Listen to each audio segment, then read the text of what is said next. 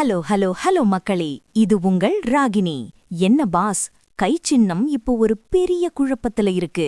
திமுகவோட 25 சீட்டு போதுமா இல்ல விஜயோட 45 சீட்டு வேணுமா? இதுதான் இப்போ சத்யமூர்த்தி பவனோட $1,000,000 கேள்வி. மூப்பனார் செஞ்ச அதே பாணி இப்போ மறுபடியும் அரங்கேறப் போகுதுன்னு ஊடகங்கள்ல அனல் பறக்குது. இதோ அந்த 7 ஜொலிக்கும் தகவல்கள். 1.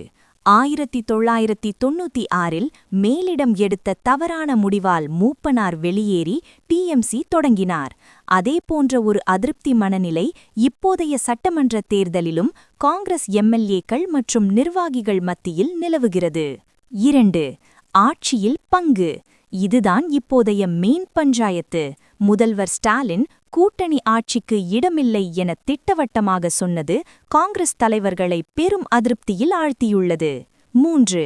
மாணிக்கம் தாகூர் போன்ற தலைவர்கள் ஆட்சியில் பங்கு எங்களின் உரிமை என முழங்கி வருகின்றனர்.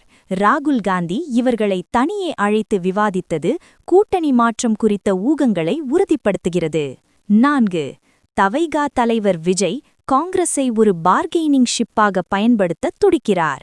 எங்க கூட வாங்க, ஆட்சியில அதிகாரம் தாரோம் என அவர் கொடுக்கும் ஆஃபர் இளைய தலைமுறை காங்கிரஸ் தலைவர்களை ஈர்க்கிறது. 5. ஒருவேளை திமுக தொகுதி பங்கீட்டில் 20-25 இடங்களுக்கு மேல் தராவிட்டால் அதிருப்தி தலைவர்கள் தனியாக பிரிந்து டிஎம்சி 2.0 அல்லது புதிய அணியாக தவைகவுடன் இணைய வாய்ப்புள்ளதாக சொல்லப்படுகிறது. 6.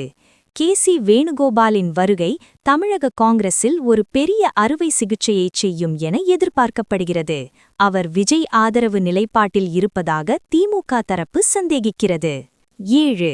22ஆம் தேதி திமுகவுடன் நடக்கும் அதிகாரப்பூர்வ பேச்சுவார்த்தையில் உடன்பாடு ஏற்படாவிட்டால் தமிழக காங்கிரஸ் 1996க்கு பிறகு மீண்டும் ஒரு வரலாற்றுப் பிளவை சந்திக்கலாம். கண்ணா, அன்றைய மூப்பனார் எடுத்த முடிவு காங்கிரஸ ஆட்சிக்கே கொண்டு வந்துச்சு. இன்றைய தலைவர்கள் எடுக்கப் போற முடிவு அவங்கள விஜயோட விசில் சத்தத்துல கொண்டு போய் விடுமான்னு பொறுத்திருந்துதான் பார்க்கணும்.